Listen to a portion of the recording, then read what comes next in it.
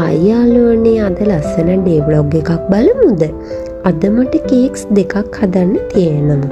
ඊයේ මම මේ කේක්ස් දෙකම බේක් කරගත්තා. අද මට තියෙන්නේ අයිසින් කරන්න. මුලින්ම එක කේක් එකක් අයිසින් කරන්න පටන් ගත්තා. ඒක හදලා ඒකේ ෆොටෝස් ටිකක් ලස්සනට කේක් එකේ වැඩේ මම ඉවර කරා. ඊට පස්සේ දවල්ට කාලා අනිත් කේක් එකේ වැඩේ රෑ වෙලා මම පටන් ගත්තා හදන්න. ඊට පස්සේ අතරතුර මේ කේක් එකත් ගෙනියන්න ආවා. ඊට පස්සේ මට තිබුණේ චොක්ලට් කේක් එකක් අයිසින් කරන්න. ඒකට චොක්ලට් ඩ්‍රිප් එකක් දාලා අයිසින් කරන්න තමයි තිබුණේ. බලන්නකෝ මේ කේක් එකේ ලස්සන කොහොමද කියලා. මේ කේක් දෙකේම හදන වීඩියෝස් මම ඔයාලට වෙන වෙනම දානවනේ. ඒකෙන් බලමු ලස්සනට කේක් එකක් ඩෙකරේෂන් කරගන්නේ කොහොමද කියලා.